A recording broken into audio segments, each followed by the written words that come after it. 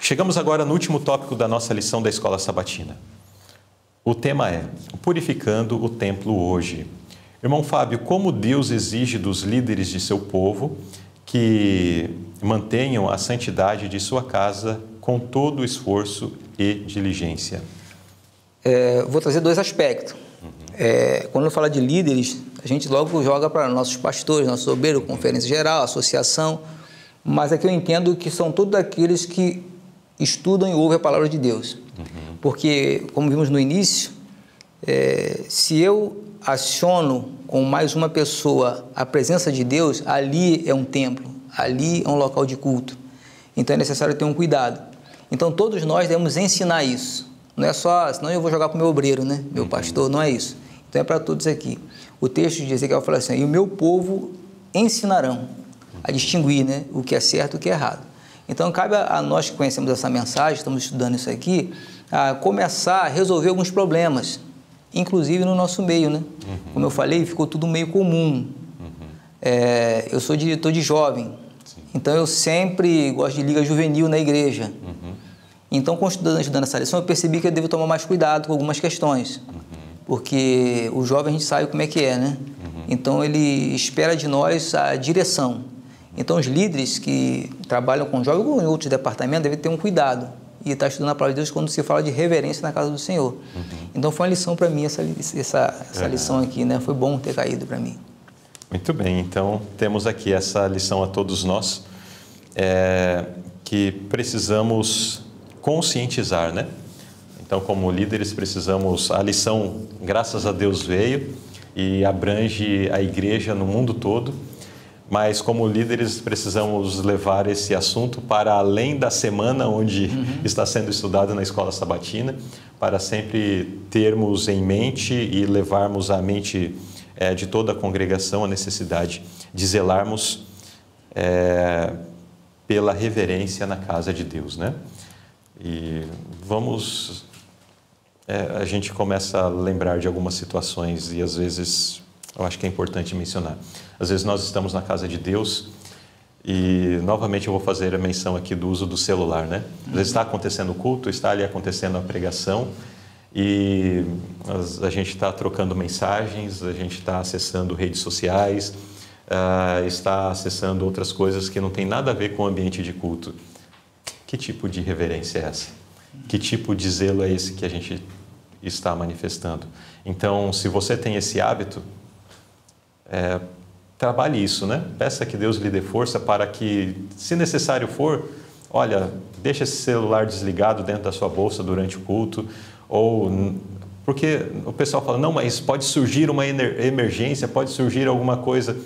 Como era há 20 anos atrás, quando o celular não era tão popular, ou há 25 anos atrás, ou 30 anos atrás, quando nem existia celular? Será que não existiam emergências? E como que as pessoas se comunicavam?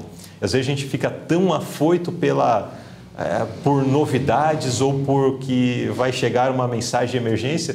Bom, faça uma reflexão.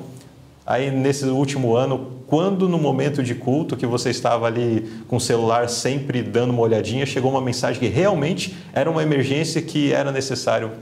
Você vai perceber que isso talvez nunca tenha acontecido. Então, deixa o celular desligadinho, deixa guardadinho ali, não fica... mas alguém pode falar assim, não, mas eu tenho a Bíblia, tenho o Inário ali. Então, desabilite as notificações, porque às vezes você está acessando ali a Bíblia e o Inário, daí chega uma mensagem, ô, fulano de tal, bom dia e tal, tal coisa. Daí você já clica ali e já vai responder, pronto. Já acabou a mente que estava ali conectada com a palavra de Deus, já foi para outro assunto, e daí de uma mensagem já vai para outra, e já tem um link que já vai abrir uma outra coisa, e finalmente... Quando você se dá conta, passaram alguns minutos, já perdeu o fio da meada da lição ou do sermão que estava acontecendo. Isso, irreverência, né? Hábitos que devem ser abandonados, né? Que temos bastante, como esse que você comentou do celular. Agora, temos que ter em mente que hábitos que devem ser cultivados. Sim. Eu entendo que os cultos, que quando Deus lá disse em Êxodo 25, né? Porque eu desejo habitar no meio de vós.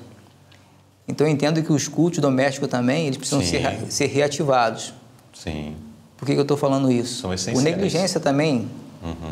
Hoje não é muito comum os cultos no lar. Então a gente precisa estar retomando isso de novo.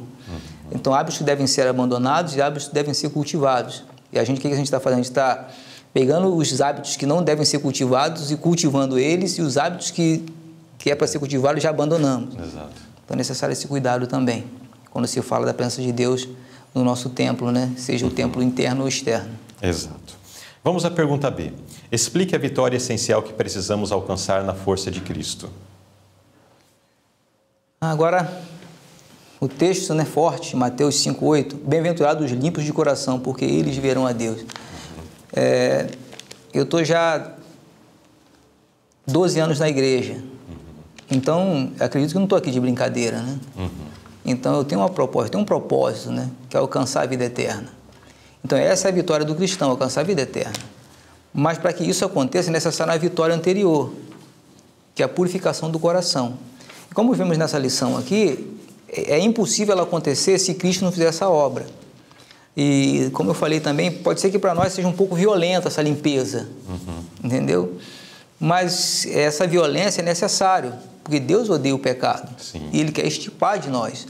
E como eu disse, é duro para a gente, porque a gente ainda está apegado a Ele ainda. Então, meu desejo é que a gente possa entregar nossa vida a Cristo e não se agarrar mais com erro nenhum e deixar Ele operar essa obra, se eu quero herdar a vitória, né? Que é a vida eterna. Exatamente. Irmão Fábio, em vista disso que nós estudamos ao longo da lição, e ela partiu de uma história, de um fato, né, dos dias de Cristo e chegou para bem dentro do nosso coração, qual o apelo que o irmão gostaria de deixar para aqueles que estão acompanhando esse estudo? Irmãos, aqui está falando de purificação do templo. Tá? E como vimos aqui, quem opera essa obra, Cristo começou com esse ministério, né, de purificação do templo.